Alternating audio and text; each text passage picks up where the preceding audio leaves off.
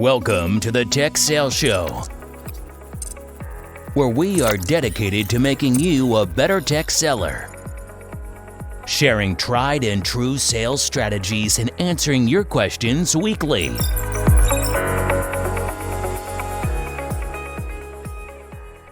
What's up, Brian? Hey, Bobby. Here we are. It is August 2020. Man, the year has flown by, and we've been doing this stuff a long time. Indeed. Yeah, it's been, almost 3 years? Coming up on 3 years. So we are in episode 138. This is Listener's Choice 33, and this topic's one that took me too long in the game to figure out and to really kind of, what I would say, maybe master. Maybe I haven't mastered it, but I think I've come close, and this is all about building internal relationships and making those relationships count. Brian, have you ever wished you would have had a better relationship with someone internally at your company or a company that you worked for? It pays dividends on so many different levels. It's the thing, if I'm being honest, that I can be lazy about. I can put that at the bottom of the list of things that I need to get taken care of, but it's the thing that produces the best dividends year in and year out. I'm sure we've all done it. I'm sure we've all experienced it, and we've had this thing that has become urgent where we've needed somebody that we haven't been staying in touch with or built a relationship with, and we want our urgency to become their emergency as well. And it's just too much to ask. We've talked about similar type things many times in many episodes, but at the end of the day, hopefully at the end of this episode, you'll have some ideas and ways that you'll be able to incorporate a plan to build these relationships and maintain these relationships moving forward. Last week, we talked a lot about some outsourcing and some personal assistant stuff, or we did that a couple weeks ago, and it came up that someone told me that we didn't even bring up our own outsourcing stuff, and that's Prospect 360. On the Tech Sales Show many moons ago now, over 2 years ago, we built a tool and used some of our own personal assistants and built a process by which they will do the research on a prospect for you and provide a great 3 or 4 page report for your team. And we had a couple of those come through, and I was excited to see the output that our team put together on those documents and wanted to let everyone know that we're still doing that, and it provides a ton of value. And Bobby, it's the Prospect 360, correct me if I'm wrong here, but it's like $500 per request, No, is that Brian, right? It is only $40 per request. But Bobby, hold on though. There's no way you can expense that $40, right? I think they probably could get away with expensing that, Brian, at $40. You're a sales manager. Would you let a rep expense something like that one day? Every week I would approve it. Yeah, so it's a really cost-effective way to take some of the grunt work of your sales role and job out. And we turned around one last week that was pretty interesting. They were trying to target a manager in this company, and turns out that our team found some interesting information. One of the managers was an active participant in roller derby, and I think that's fantastic. So the roller derby stuff would have to be something that would be a good conversational topic for this person. So you think they wouldn't talk about that for 30 minutes? Yeah, they would have to be fired up, either embarrassed or fired up. I'm not sure where that ranks, but it would be a lot of good stuff to bring up, and something that most average tech sellers aren't finding in their individual contact research. So if you're tired of researching your own prospects and struggling to get something put together, the 2 that we did last week were for executive coming to town to do an event or a customer meeting. So good time to spend the $40 and get it done. If you send me a note, Bobby at techsaleshow.com, I'll make sure that we give you a little bit of an extra benefit in the month of August. We'll do 4 for you for the price of 3. So if you buy 3, we'll give you 1 free. Send Bobby that note, and I will make sure we manage that for you in the month of August. It's something that is not branded by us, so you get to take our documents, turn them right around, put your logos on them, and take all the credit for the work. So outsource that while you're doing your customer interactions as well. Love it. You'll be blown away by the outcome of it. It's really great stuff. Yeah, I think we have an example still on our website. It's techsaleshow.com/prospect360, PROSPECT 360. And you can see an example we did out there, I believe, for Box. And that's the kind of outcome you'll get if that's worth $40 to you. Sign up and get one done. Okay, so this week, again, episode 138, we're talking all about building internal relationships. So, again, I said earlier, this is something that I didn't learn until probably 8 or 9 years into my sales career. And I think it's something that everybody should do and do well nowadays, early on in your career. It doesn't take a lot of work. And with the technology that we have and the electronic communication that we have, and whether it be an instant messenger to something like a Slack where we can have these conversations with many people across our organization, this should be something that you do and something that you incorporate on a regular basis. Brian, what would you tell a brand new rep at Workday that's starting? Like, who's important for them to get to know that's not kind of in their core team? Yeah, so it used to be actually kind of easy to do this. It still would take a lot of people stepping out of their comfort zone, but taking a trip out to corporate, because a lot of us in sales, unless you're sitting in inside sales at the headquarters for the company you work for, taking a trip out to corporate to go see, Bobby, to answer your question directly, people like the legal team, the operational team, sales support, the deal desk, people that put together contracts, the inside sales team. It's just getting to know your full kind of extended partnership team, and then the leadership team that manages those teams. To me, that's the most important, because those are the people that like help you get your job done. And those people have great connections to help you promote your career and change your career and move around in your career. Yeah, so that's a good point. We'll talk a little bit about that. It's not just important because you're going to have a need one day, but it'll definitely help in your career as well.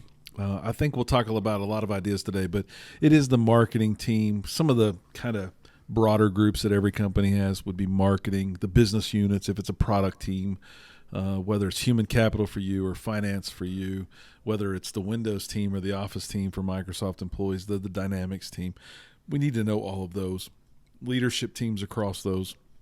If I'm not working for a vendor, maybe I need to know my vendors. Maybe I need to know the partners, the manufacturers, the people that build the components for those things, the extended teammates, the people outside my region, the team that trains my team. I mean, there's just so many different people that I should be knowing and should be getting to know. I even challenge you to think about your competitors. I've worked for a bunch of different companies in the last 20 years, and some of it's been where I worked with a partner, a company that was a partner of mine, then they were an enemy or a competitor of mine. I still should stay in touch with those people because I have come back together and they've been my partner again. And that it's weird how that works and how small IT is. So there's a lot of people you need to be talking to and knowing as it relates to internal and external relationships. So this week we're going to talk a little bit about the what, the why, and the how. What normally happens when we should have had the relationship that we don't have. Why is it so important? It's not just about the need that you're going to have one day. There's so much more to it. And how do we build and maintain those relationships going forward so that they don't just, you're always apt to call someone when you need them, Brian, but when you don't need them, it's hard to do. Or it's not hard to do, but it does become painful when you only have that need, right? Totally agree. And we'll get into some of kind of the way I look at that in the what normally happens section. So let's start it off. What does normally happen? We need something normally, right? We get to a point where we need manufacturing, or we need the vendor to give us better pricing. We need our manager to approve better pricing, and that manager is going to have to talk to somebody we're going to have to explain that deal to. We might need some marketing budget to throw an event. There's normally this need that's pulling us in to make a phone call to someone that we haven't talked to, and we've probably all been there. I know it's happened to me many times, unfortunately, but I haven't talked to Jane Doe for 6 to 18 months, and now I need to call Jane Doe at corporate and ask her for a favor. How's that going to go over? I don't know if Jane Doe's even in the same role anymore or what she's doing, who her kids are. I have no relationship with Jane Doe. How apt is she going to be to break her back to help me win my deal?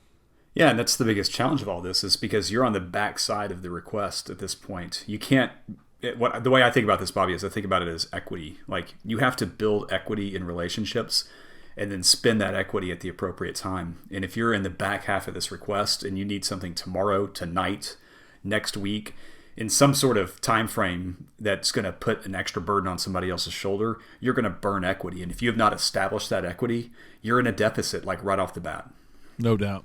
And even that's great if they do the work and they spend it for you. How do you think they feel if you lose the deal? We've talked about this many times. Winners want to ride with winners, and so if you're going to ask for it, make sure it really is the ask you need, and then make sure that you really do turn it around. Too often, and I'll jump to another thought that isn't even in the agenda here, but too often I hear people either win or lose when they have this big ask, and they don't even follow up with the team that put in this effort to help them, right? Mm-hmm. They don't even say, hey, thanks for everything you did. We want it. Send them a handwritten note or anything like that, and they don't ever tell them when they lost, and they end up hearing about it at a business review or something like that. It's just no good. You're losing equity in every one of those circumstances. And this gets exacerbated because oftentimes if you've not built any equity or relationship and it's just a pure ask and it's under the gun, they're going to be frustrated by this thing and they're probably not going to respond the way that you want them to. It may not even be their job to respond the way that you want them to. So what I see oftentimes, Bobby, as a manager, at Workday and at Microsoft, is I see people leverage my role to do their dirty work. Like they messed up on some sort of timeline. They had some sort of under the gun request. So it's like, I've not built equity with this person. How can I leverage someone else's relationship or someone else's authority to make happen what I want to have happen? No doubt. And again, I'll say it again, your urgency will not become their emergency, right? Like the fact that you've got 2 days left in your quarter is not a big deal to them probably, especially if you haven't been building that relationship with them for a long period of time. Tons of examples, but I think we all get what normally happens. We're under the gun. We need help. We ask someone for help. How many times, I don't know, Brian, whether you did it at Microsoft a lot or not, but how many times, I saw it a lot in the Dell EMC world, do you think partners last minute call the vendor and say, man, if I could just get $10,000 off, we could win this deal? Or vice versa. We at Workday, we have partners that deliver our services. So it's us calling the partners. Hey, man, we could get this thing done if you could just come off the services by 5%, 6%, 12%. We need your help. Can we partner here? Meanwhile, no one's returning that partner's calls when we're not working deals. That request to go to lunch gets pushed off because we're too busy because of X, Y, and Z. But when we need it, we need it. We need it. And so we're not ever hesitating to ask for it in those circumstances, which is, it's a shame, but it is the reality of the world that we live in right now. So let's talk about the why. Why is it so important to build these relationships early on in your lifespan at a company or in a particular role? I've got a horrible story that I'll share, but it's not just important because of the need that you want to get filled, because you're going to still win some of those deals. You're going to still lose some of those deals. But I think more importantly, I think this sticks with you. Like, are you a relationship guy or not? Are you the guy or girl that's going to call and just ask me for something or not? You talked about equity, but I talk about kind of wins and losses. Like, how many times am I known as the guy that's only going to call when I really need something? Or am I going to be known as the guy that cares about people, cares about helping others be successful, and then is portrayed kind of as that person that should be a leader in the organization? Leaders help everybody. Individual lone wolves don't do that, and they end up burning some bridges along the way. I mentioned 8 or 9 years into my career. I don't know why this one sticks out to me so much, but I was at Microsoft probably in my 3rd or 4th year, probably 3rd year, working for a guy in Houston, was helping me kind of grease the skids, for no better term, to become a manager. We had just had a blowout year. And I was up for a promotion at Microsoft. It was more like a level promotion. I wasn't going to get his job quite yet, but I was going to get the next level promotion within Microsoft. It meant a lot of stock. It meant a lot of money. It was going to mean that people were going to see it and be recognized. And he let me know pretty bluntly that after the year was up, that he kind of pitched it to a few people. They kind of always stack ranked everybody in those days. And not enough people knew me. Actually, no one outside of my own team kind of knew me and knew what I had been doing at that point. And it was a shock to me, but I had realized that from the business unit to corporate to all the BUs, marketing, the team that he was talking to about allocating these promotions, I was not seen like I thought I had been seen because I was winning locally. Know anybody or ring a bell, Brian, for anybody that is doing that kind of a job, doing great work, but not really helping the bigger picture? Not building the bigger picture, not building equity in other people, not investing in others. And I don't remember that part of you, because when you and I kind of first started working together, it was when you were we were peers there for a little bit, and we were working together on a lot of deals, and I was working for you and you were helping get me promoted. But when you're not investing in those types of relationships, when it comes time for you to get that next role, or to be to need sponsorship from someone else that you're not invested in it, then it's going to come up short. So what I do recall, and what I didn't know, what I thought I was doing from a cross-group collaboration stuff, was still based on my role. Yeah. So I had been in 3 different roles, and people in those roles knew me, and people in those teams knew me across the country, but the leadership team and the people that were in control of that promotion didn't know me. And this was a big time. I had won Gold Club. We were going to Hawaii. I was like, this is crazy. I thought the whole company. But think about it. Microsoft's a huge company, and the level that I was hoping to achieve, there weren't tens of thousands of people at that level. There were maybe thousands of people at that level, which was still a very small percentage point of the entire company. It was the relation of a manager in an individual contributor role was kind of that promotion that I was looking for. So it took 6 more months for me to get the promotion. But what I realized was I truly was a lone wolf. I was doing a bunch of good work. I was grinding my elbows to the bone trying to get all this work done, but I was doing it with a small group of people, and I started really expanding my reach. And it started on that trip, that Gold Club trip to Hawaii, where I really started meeting people, tried to build relationships, both leadership and then cross groups across the country. I met a bunch of business unit people. I met a bunch of services people. It was kind of just perfect timing where I went to a club trip with a bunch of overachievers that were from all different business units and stuff, and worked really hard on that trip to build relationships and have reasons to follow up when I got home. And those people I'm still friends with today, and still have relationships and could call them and ask them for help. Most of them are probably on a call 10 list that I'll follow up with them in the next week or month. And it's important to keep those, because you never know. We will cross paths again. And my internal value went way up. I think my external value went up. I think my career trajectory went up. And it was just because I decided to make it a point to try and build those relationships and keep those strong throughout.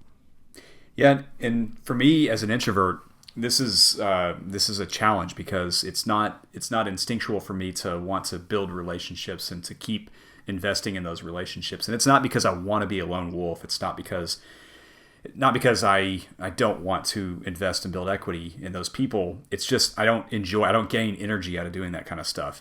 And so what I've had to do, the way I've made it kind of work for me, and I got kind of forced into this. So they're kind of a fortuitous series of events helped get me to London with Workday.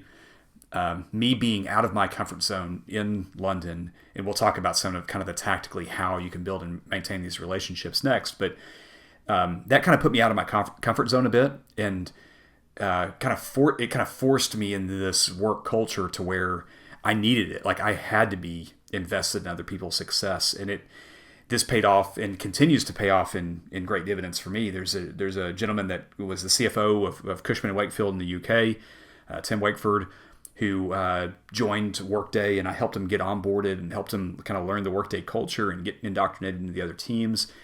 And this guy Tim is a fantastic man, continues to be a supporter of me and my career. He helps my organization in the United States with deals all the time. Bobby, we closed a deal last month with a credit union specifically because he had a conversation directly with the CFO. Wow. And he did that because I had invested in his career, and like he sent me probably 2 follow-up notes like, hey, I just, it's been a year and a half since you left. I just want you to know how much it means to me. And again, as an introvert, that's hard. It's hard for me to do those kinds of things. But I found that I don't want to get too deep because we're going to get into the how tactics piece of this, but doing it on a one-on-one basis, kind of non-self-promoting basis, it can be done as an introvert as well. No doubt. And the dividends, we keep using that word, will pay for years and years to come. as long as you maintain these relationships. It's like anything else. Once that chasm begins to build 6-9 months later, it's kind of like you're starting all over. It's kind of like you're making the bad call to ask for something. So let's talk about, how do we build and maintain these relationships? I think it can start today, tomorrow. I mean, if you're listening to this podcast on a Monday morning driving into work, call somebody. Build a relationship. Figure out somebody that you may need in the future to help you or to be a part of the business, and call them and ask them how you can help them. I think this has been something that I've tried to do really well since that 8th or 9th year, and I talk a lot about, using call 10 as that thing that strives me personally every day to pick up the phone and call somebody and stay in touch. But if you can do it authentically, I mean, truly be authentic when you call this person and say, hey, we've never met. I work in Houston. I work wherever you work. I sell to these type people. What do you need from people like me to get your goals accomplished or your job done easier? And they'll have feedback for you, no question. Who's doing it really well? What other seller, what other RSD or sales manager do you see that's doing this really well? Can you connect me to them? There's what event right now is underrepresented? How can I help you? How can I help support you in that event? No doubt.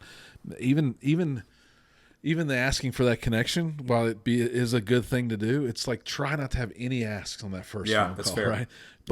But when they say, Brian's doing it really well, good, do you mind making a warm introduction to Brian? Think about that connection and what that withstands. They made the introduction. They're bought in. They're going to help you. They're going to stay on your list of people that you can follow up with. Hey, you introduced me to Brian a month and a half ago. Brian and I just worked on closing a big deal together. It's because of you. Thank you. What more can I do for you? Yeah. It will continue to multiply if you put that together. I promise. So today, when you get to work, pick up the phone, call someone. Tomorrow, if it's as late at night and you're listening, tomorrow, make a list of people that you should start to build relationships with that kind of go beyond your team. Ask your manager who's important to know. And I'll tell you, this is not, as Brian said, whether you're introverted or extroverted, this will not be easy because the noise will always win. This is one of those proactive things that average reps don't do. You have to have this on a list that you're going to keep up with, or it will fall through the cracks. It's just like prospecting. It's the first thing that can fall off your list. No doubt. And Brian, I'm the partner guy out of this 2-man partnership. Oh, yeah, we know that. Back in those days, many times as a sales manager at Microsoft, I'd call the reseller and say, hey, man, we need a point or two here. We're getting stuck. I need your help. I need you to throw something else in. And I know you can't discount my software, so why don't you take a little something off the other deal or whatever else? It was always one of those asks. And I think it's really important for individual contributors, managers, all team members to take time to get to know people beyond just the sales team at your partners or your vendors. I think they really are critical. I think that we most often only know and engage with these people when deals start going south. But if we could have those lunches, build relationships, attend their lunch and learns, shake their hands, ask them what's going well, what's not going well, be authentic and try to find ways to help their business grow, then when the ask does come, it's going to be a little bit easier to get the request you have and to partner with these people long-term moving forward. Totally agree.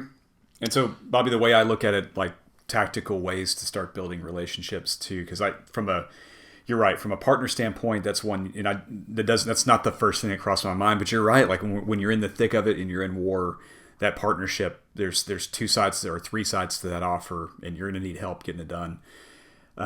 We talked about with marketing, like just setting up meetings to understand how can my team better support your team. At Workday, I would set up meetings out in Pleasance in our headquarters. This is back kind of pre-COVID days. And I would just sit down and I would meet with legal, I'd meet with sales operations, I'd meet with our deal desk, and I would meet with the leaders of those groups, whether I was an individual contributor or a manager of the team, and I would just talk about what's working well, what's not working well.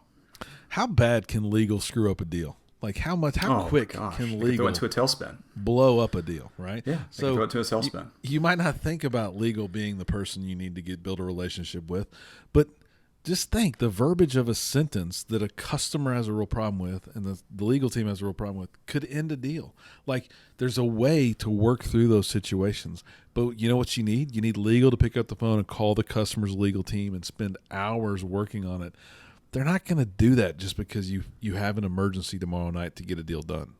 They won't. And what about just even when we're going to say no to something that the customer says on the form, you could a legal operations person could just say, no, we're not accepting that. Or they could say, no, but here's why. Here's why it doesn't make sense for us to do it in this context. But here's what we can clear up for you, because there may be a misunderstanding there, which is far different than just, no, we're not doing that. No doubt. Setting up calls for best practices with strong peers, whether you're a first line, second line manager, or individual contributor, is just setting up meetings with best practices with people, other account executives that you know. Because Bobby, like, when have you, I know I have set up, Slacked someone, sent a message to someone saying, hey, I heard you closed a deal in the banking industry that closely aligns with the prospect that I'm working with today. Is there any way that you could reach out to the CFO and have them reach out to our CFO on the deal? And if you're always that guy that's pulling and not ever pushing, not ever reciprocating the partnership, or if you don't have that reputation, it's a beatdown for them to receive that text or phone call or Slack message from you. But if you're the guy that set up best practices meetings, hey, I this outreach campaign, this email campaign, this marketing thing that we did, this proposal that we put together, if you're constantly the person that's kind of sharing and giving back to the other account executives or sales leaders, then when it comes time for you to have an ask, that person wants to be aligned to you. They want to say, I helped so-and-so, because that person is known in the community as someone that gives and gives and gives. No doubt. Setting up mentor meetings. So this is one that I love doing now. Like, it's probably one of my favorite parts of my job. There's people in our inside sales organizations that are like the hardest working people. That they're mobile, so they can move anywhere in the U.S. or in Europe. They work their tails off. They understand the products, and they want to get out in the field and be a person that helps support, get those people out into the field and help get them that next job. Because it's very likely, like, Bobby, how many times have you seen, I still track these people on LinkedIn, SoftChoice, the first big tech company I ever really worked for, like starting 16, 17 years ago. The top inside sales guys are VPs now. VPs or first line managers or second line managers, because they had that, like, you could see that in them then. So I guess the point is here, like, look towards the hardworking people in the organization, no matter what level they are, and add value to those relationships, because those relationships will pay dividends for you and for them for years to come. Love it. It seems obvious, but we talked about it. Marketing's one that's big. I think anybody that can control logistics, the manufacturing of something, if you make it, at Dell and EMC, man, there was a long list of hardware things that I learned. One of those was kind of, it does depend where you're at in line of your product getting built and how fast your customer can get it.